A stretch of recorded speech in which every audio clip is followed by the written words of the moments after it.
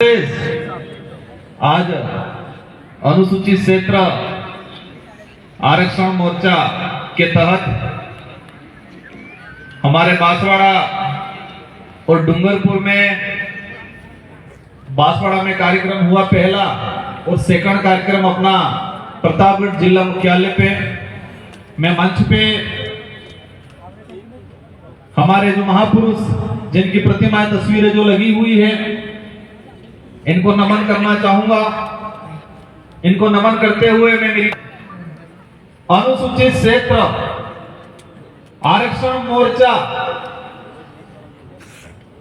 तो ये मंच पे जो हमारे जो प्रतिमाएं लगा रखी है, हमारे बिरसा मुंडा से लगा के ज्योतिबा फुले, जयपाल सिंह मुंडा, भीमराव अंबेडकर जी, जिस आरक्षण की अपन बात कर रहे हैं, जिस आरक्षण की अपन लड़ाई लड़ रहे हैं, इन महापुरुषों की देन है जो संविधान के अंदर सम्मिलित हुआ 5वीं अनुसूची। और बड़े दुख के साथ कहना पड़ रहा है, सरकारें कोई भी रही हो, लेकिन आज तक अनुसूचित क्षेत्र का रिजर्वेशन पॉलिसी संविधान के अंदर क्या है, सरकार ने कब कब कैसे नियम बनाए, संविधान में क्या है प्रावधान और दिया कितना, इस पे आज तक बात नहीं हो पाई। बात इसलिए नहीं हो पाई है क्योंकि हमारा क्षेत्र भोला भाला रहा। हमारे यहाँ की जनता हर किसी की बात पे विश्वास करने वाली रही। शिक्षा की कमी रही, हमें संविधान का ज्ञान किसी ने नहीं दिया। जो 1950 में बना उसकी बात किसी ने नहीं की, लेकिन 5000 साल पहले, 10,000 साल पहले काल्पनिक क्या घटनाएं हुई उसकी एक एक कड़ी हमारे समुदाय के लोगों को, बड़े बुजुर्गों को, हमारे रिटायर्ड कर्मचारियों को बताया गया। आप सबने अनुभव किया होगा कि हमारे पूर्वज या हमारे बाप दादा की जो बड़े बुजुर्ग 60-70 साल की उम्र वाले हैं, स्कूल में नहीं गए होंगे, लेकिन ऐसी चीजें जानते हैं जो किसी कथावाचक के माध्यम से, किसी बैठक में सुना, जो 800 साल पुराना काल्पनिक घटना का एक एक कड़ी जानकारी में है, लेकिन संविधान के अंदर हमारा अधिकार किस अनुच्छेद में है उसकी बात किसी ने नहीं की, नहीं हमको बताया गया। ये विचारधारा आई, शुरुआत हुआ 5वीं अनुसूची के संवैधानिक अधिकार, लोगों ने भड़काया, ये 5वीं पास की बात कर रहे हैं। हमारे बड़े बुजुर्ग कहने लगे 5वीं पास, क्योंकि हमारे बड़े बुजुर्गों को 5वीं अनुसूची क्या है वो नहीं बताया किसी ने, नहीं पाठ्यक्रम में पढ़ाया जा रहा है। स्कूलों का जो पाठ्यक्रम है, उस पाठ्यक्रम में ट्राइबल के कितने राइट्स हैं, संवैधानिक अधिकार क्या हैं, वो नहीं पढ़ाया जा रहा है। कहीं पढ़ा भी दिया जाता है तो 1 या 2 लाइन में सिमट दिया जाता है। आज बड़े दुख के साथ कहना पड़ रहा है कि हमारे साथ जितना जो अन्याय हुआ है, मैं कई बार कहता हूं कि पहले तलवारों से, तीर कमानों से लड़ाइयां लड़ते थे, तलवारों से, तीर कमानों से अत्याचार होता था, शोषण होता था, लेकिन आज कागज और कलम में अत्याचार हो रहा है हमारे साथ। कलम के माध्यम से कागजों में हो रहा है और वो हमें एहसास भी नहीं हो रहा है। जब सुप्रीम कोर्ट ने कहा कोटे में कोटा, केंद्र सरकार को कहा और केंद्र सरकार ने सभी राज्यों पे छोड़ दिया कि राज्य अपने हिसाब से करें। अगर सच में हमारा इलाका वंचित है, उसको रिजर्वेशन देना चाहते तो टीएससी की बैठक बुलाते, सबसे पहले जितने ट्राइबल एमएलए हैं उन सारे एमएलए को बुला के पूछते क्या राय है सबकी। आज तक वर्तमान सरकार ने ट्राइबल एडवाइजरी काउंसिल की बैठक नहीं बुलाई। अब हमारे बड़े बुजुर्गों को ट्राइबल एडवाइजरी काउंसिल क्या है उसके बारे में भी नहीं पता है। वो पता इसलिए नहीं है कि आज तक इसके बारे में चर्चा नहीं हुई। माहौल बना दिया गया कि वो खा गया आरक्षण, वो खा गया, उसने ये किया, वो किया। स्वाभाविक है, जो जागरूक पहले हुआ, स्वाभाविक है जिसकी पहुंच राजधानियों के नजदीक थी, लाभ लिया। अगर आरक्षण देना चाहते तो लड़ाने का काम क्यों कर रहे हो? बंटवारा होना चाहिए क्षेत्रीय आधार पे, और क्षेत्रीय आधार पे इसलिए क्योंकि ये कैसे चाह रहे हैं, मीणा अलग हो जाए, भील अलग हो जाए, डामर अलग हो जाए, सहरिया अलग हो जाए, गरासिया अलग हो जाए। अब ये बता दिया जाए मुझे प्रतापगढ़ का हमारा भाई जो आहारी है, डूंगरपुर में भी आहारी है, डूंगरपुर का आहारी भील लगाता है, यहाँ का आहारी मीणा लगाता है, कि यहाँ का आहारी जो मीणा लगाता है वो कोरोली सवाईमाधोपुर के भाइयों से कंपटीशन कर पाएगा? अगर सच में रिजर्वेशन वर्तमान सरकार देना चाहती होती, सुप्रीम कोर्ट की भी भावना होती, तो क्षेत्रीय आधार पर बंटवारा हो जाए। इस क्षेत्र में हमारी सबसे पहली मांग यह है, अज्ञानता वंश या षड्यंत्र के तहत या किसी भी तरीके से जो हमारे यहाँ भील समुदाय था इसका मीणा लिखा गया, उसका पहला संशोधन किया जाए। अगर इस इलाके के अंदर मीणा समूह होता कि इतिहास में यह पढ़ाया जाता कि महाराणा प्रताप के साथ मीणाओं की सेना लड़ी, भीलों की सेना लड़ी, यह नहीं पढ़ाया जाता है। यहां भील कोर बटालियन नहीं खुलती, यहां मीणा कोर बटालियन खुलती। हम इतिहास की परिपाटी में जाए और कागजों में भी जाते तो 1960 से पहले अगर देखा जाएगा सबका भील मिलेगा। तो मैं वही बात कहता था, पहले हथियारों से अत्याचार शोषण होता था, भेदभाव होता था, हमारे साथ अन्याय होता था, अब कागजों में हो रहा है। पहले हथियारों से होता था तो हमें नजर आता था, हमें एहसास होता था, अब कागजों में हो रहा है, और कागजों में ऐसा हो रहा है हमको पता भी नहीं चल रहा है। 50 साल गुजरने आगे लेकिन अभी तक पता नहीं चल रहा। आज भी गुमराह करते हैं। हमारी लड़ाई किसी भी पार्टी या किसी से नेता से नहीं है, हमारी लड़ाई सच्चाई को लेके है, हमारी लड़ाई हमारे अधिकारों को लेके है। आज बात करें हम आरक्षण की लड़ाई लड़ने के लिए खड़े हो रहे हैं, हमारी संवैधानिक अधिकार है क्योंकि इन पूर्वजों ने अपना खून पसीना बहाया है।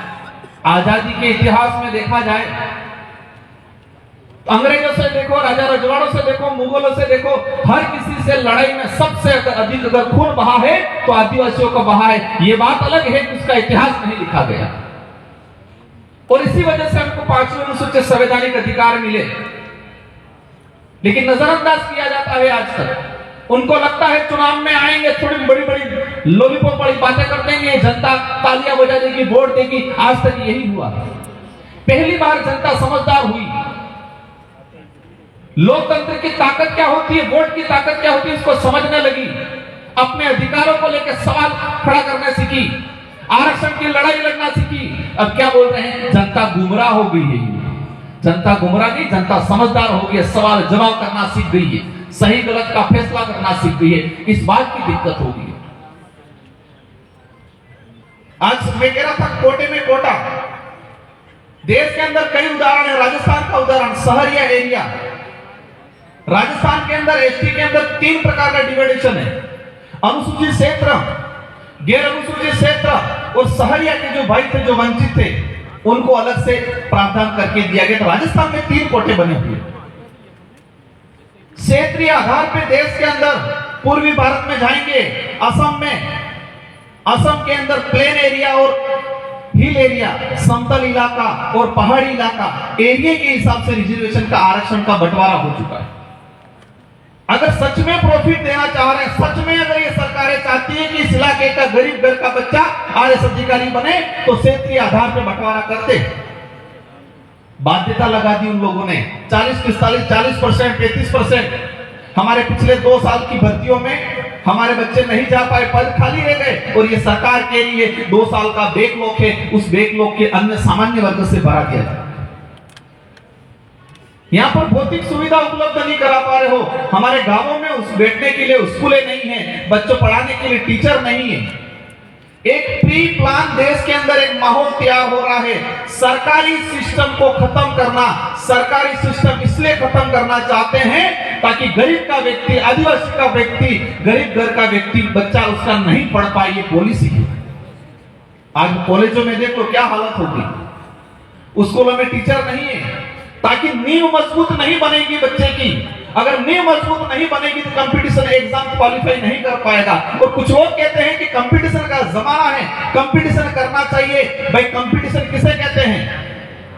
एक लाइन में खड़े रहो, एक लाइन में खड़े रह के दौड़ लगाओ और फिर उसको कंपटीशन कहते हैं। हमारा भाई तो 200 मीटर पीछे खड़ा है। एक बच्चा गांवों में उसको स्कूल नहीं मिल रहा है, स्कूल मिल रहा है, किताब पेन पेंसिल नहीं मिल रही है, टीचर नहीं मिल रहा है, और एक बच्चा शहर में रह के कंप्यूटर पे पढ़ रहा है, इंग्लिश में पढ़ रहा है, और कह रहे हैं कि गांव में असुविधाओं में व्यतीत होने वाला बच्चे से कह रहे हैं कि आप कंपटीशन करो। एक बार बराबरी की लाइन में आने दो उस बच्चे को, फिर कंपटीशन क्या होता है वो मजा तब सकाएंगे। देश को मजबूत बनाना है, देश तब मजबूत बनेगा इस देश में रहने वाला प्रत्येक वर्ग, जो गरीब वर्ग और विशेषकर आदिवासी समुदाय जिस दिन मजबूत बनेगा उस दिन देश ये मजबूत बनेगा। इसलिए साथियों, आज आरक्षण का मुद्दा है। सबसे पहले सरकार की जिम्मेदारी है, इसीलिए हमारे मध्य प्रदेश से विधायक जी पहुंचे हैं, इनका भी हार्दिक स्वागत अभिनंदन। मैं जो बात कर रहा था, सरकार की जिम्मेदारी है हर साल के अंदर, हर साल में सरकार ये क्लियर करे कि संवैधानिक प्रावधान क्या है आरक्षण का, वर्तमान में क्या लागू है, फिर जनता से सुझाव ले। अगर सच में सरकार इस इलाके में रिजर्वेशन लागू करना चाहती है, और आज रिजर्वेशन की बात कर रहे हैं हम लोग, लेकिन दूसरी तरफ क्या हो रहा है, निजीकरण हो रहा है, निजीकरण, प्राइवेटीकरण। कुछ लोग कह रहे हैं गुजरात मॉडल। हम आरक्षण की लड़ाई लड़ रहे हैं, दूसरी तरफ बैकडोर एंट्रिया। इस इलाके में पंचायत सहायक लगाए 2017 में, लगभग 10 से 15 हजार पंचायत सहायक लगे। 4-5 साल बाद पंचायत सहायक को सरकारी कर दिया गया, रिजर्वेशन पॉलिसी खत्म। आज विधानसभा के तहत लग रहे कॉलेजों में, आज मेडिकल में प्लेसमेंट एजेंसी के तहत कंपाउंडर डॉक्टर लगने शुरू हो गए। डॉक्टर कंपाउंडर तो ठीक है, दिल्ली के अंदर आईएएस भी बिना एग्जाम के बन रहे हैं आज, रिजर्वेशन पॉलिसी खत्म करने। ये सारा चीज इसलिए हो रहा है कि कुछ लोग अमीर है वो अमीर बने, गरीब हो वो गरीब बने, ऐसी सोच वाले सत्ता में बैठते हैं, इसलिए ये ऐसी पॉलिसियां बनती। बाध्यता काले को लड़ाई चली हमारी, 35% बाध्यता रख ली, और उसी वजह से इस इलाके से हमारे बच्चे के क्वालिफाई नहीं हो पाए।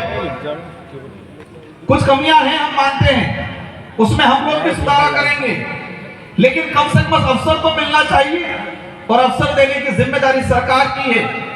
और हमारे वर्तमान में देखा गया है, मैं इस मंच से नहीं कहना चाह रहा था लेकिन बात निकल गई, इसलिए कुछ नेता सिर्फ कटाक्ष करने पे, जब भी अधिकार की बात करेंगे, शिक्षा की बात करेंगे, स्वास्थ्य की बात करेंगे, रिजर्वेशन की बात करेंगे, वो धर्म की चटनी चटाने के आ जाएंगे हर मुद्दे पे। जब भी इस इलाके का कोई भी नेता, आम जनता अधिकार की, स्वास्थ्य सुविधाओं की बात करेगा, रिजर्वेशन की बात करेगा, न्याय की बात करेगा, धर्म की चटनी चटाना आ जाते हैं।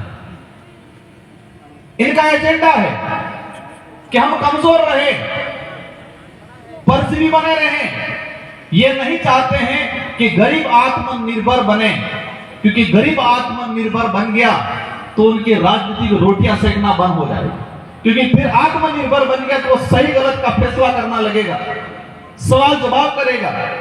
इसलिए सारे साथियों की जिम्मेदारी है कि ये लड़ाई मेरे अकेले की, इस मंच पे विराजमान या ये जो जनप्रतिनिधि हैं, जो विधायक जी, इनके अकेले के नहीं है, हम सबकी लड़ाई है, और उस लड़ाई को संवैधानिक तरीके से लड़ना है। कुछ लोग सोचते होंगे कि संगठन चल रहा है, रैलियां निकाल रहे हैं, क्या होगा, लेकिन चिंता मत करो, उबाल आएगा, हर घर से क्रांति जगेगी। और हम इन 1 साल के अंदर ऐसा करने वाले हैं कि रिजर्वेशन क्या है, आरक्षण क्या है, कैसे रिजर्वेशन प्रावधान हुआ, कितना मिल रहा है, कितना मिलना चाहिए, ये पर्चा बना के हर घर पे चिपकाएंगे बाहर, हर घर के बाहर।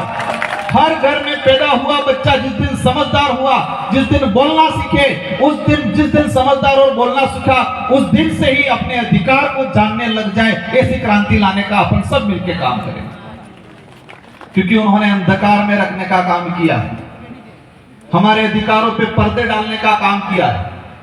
इसलिए हम मुहिम छेड़ेंगे अपन सब मिलके, आप सबके साथ सहयोग से, जो घर में बैठे हैं, क्योंकि आज माहौल बना हुआ है, किसी सरकारी कर्मचारी के परिवार से कोई यहाँ पर आ गया तो उसका ट्रांसफर हो जाता है, कहते हैं पर एक बात समझना, जितने नेता कर्मचारी अधिकारी को जो न्याय की बात करता है, जो समाज की बात करता है, जो अधिकार की बात करता है, उस कर्मचारी को ट्रांसफर परेशान करने का काम करते हैं। लेकिन जो नेता, जो अधिकारी कर्मचारी को जो न्याय की बात करता है उसको परेशान करते हैं, उन नेताओं के बच्चे, मैं कहना चाहूंगा कम से कम तुम्हारे बच्चे उस काबिल बनाओ जिस अधिकारी को कर्मचारी को परेशान। तुम्हारा बच्चा तो बनाओ एखादा कर्मचारी अधिकारी। जितने नेता परेशान कर रहे हैं, इन सारे नेताओं का देख लो कि उनके बच्चे क्या कर रहे हैं। जिस गरीब घर का व्यक्ति मेहनत करके नौकरी लगा है उसको तुम परेशान कर रहे हो। कम से कम तुम्हारे बच्चे को तो बना के दिखाओ एक बार, कम से कम उस काबिल। फिर पता चलेगा कैसे तकलीफ होती है, कैसे बनता है, कितना पसीना आता है। समय हो गया है, आप अपने अनुशासित तरीके से, महिलाएं पहले रहेगी और महिलाओं के बाद हमारे कुछ वरिष्ठ लोग वो रहेंगे, और जितने हमारे जनप्रतिनिधि सारे वॉलंटियर रहेंगे। जितने हमारे जनप्रतिनिधि हैं सारे वॉलंटियर रहेंगे और व्यवस्थित तरीके से अपन ज्ञापन के लिए जाएंगे। ये शुरुआत है, ये आज ये